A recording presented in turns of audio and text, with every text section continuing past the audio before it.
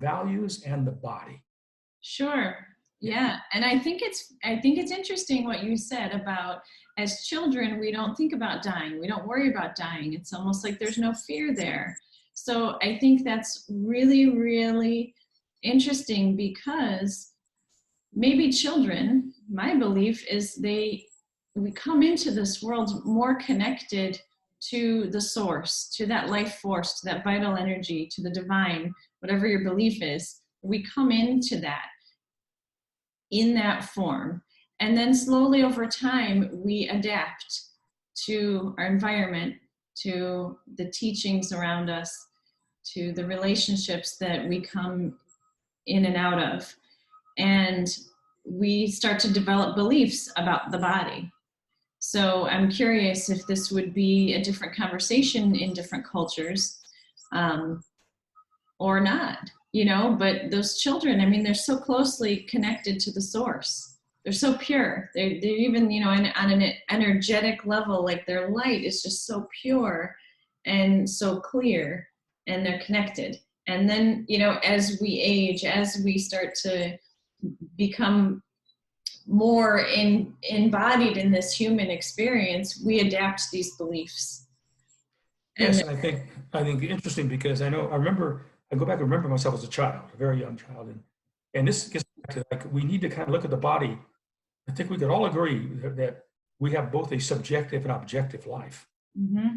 The body is, all you have to do is look in the mirror. We've said this before. You look in the mirror and you realize, you see the objective body. You see what you look like, right? What you look like.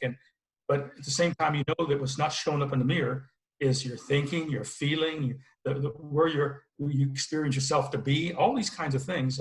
Your sensations, the whole subjective life, the invisible life, is not showing up in the mirror. So we have both an objective and subjective life. Mm-hmm. Now, when I think back, and I go way back, I can remember living the subjective life of the child. A lot of imagination, a lot of fantasy, pretending, but it was like a world of subjectivity. Never really considered my body that. My body was an instrument just to do. Absolutely. Activity. Yeah. It's basically activity. So it's a doing. And so I was oblivious to the body. In a way, I was oblivious to the body. Sure. Up to a point, right? So the early childhood memories and everything, and you can go back to those, you realize you're kind of oblivious to the body.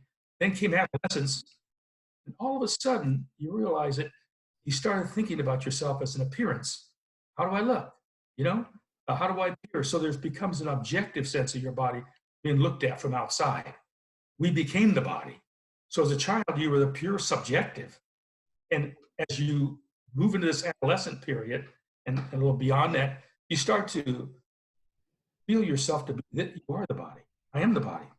This is all right here, So we're very concerned about the mirror, and that's really important. Yeah. So then finally we start to enter older age. As we get older, and then later on, you start to feel like it's not like just a subjective life and just objectively the body, but now you realize that you have a body. It's almost like now you are separate from the body. There's a sense of inner and outer being separate. So there's kind of a move developmentally from not the body, I am the body, I'm separate from the body. Right. Wherever that all goes, which is. Yeah. And I feel like children don't fear death because because that's something they're taught. They're taught that they die. And what is that? The death is really a death of a part of, a portion of the experience. I don't believe that the energy, that the soul actually dies. And I feel like children know that coming in. They know that, so there's nothing to fear. I remember as a child, maybe around 6, 7, 8 years old, there was a friend of the family who passed away. And I remember at that moment having the realization that this body would die. Like it was, so it spent that whole beginning part of my life with no fear or no concept of death. Was definitely something I learned, and I remember learning that, and I remember crying about it, just crying that I would be leaving my family. That was my perception, that I would be leaving them. But up until then, like you said, there was no fear of that. I feel like it's really something that's learned, and it really comes down to beliefs, which goes Yeah. hand in hand with the value. Yeah. I know my mother, I remember I was very early childhood, as you were saying, I had no consideration myself being the body or fear of death or anything like that. But my mother, I wanted to make sure she's going to stay alive. So I asked her, how long are you going to live, Mom? And she said, 100 years. And I got really depressed because it was a finite number. You see what I'm saying? It's like, Yeah. oh, you mean after 100, that's going to be it? So I wanted to be with you forever. That was the feeling of a child. Yeah. And there was some time in which you'd not be here.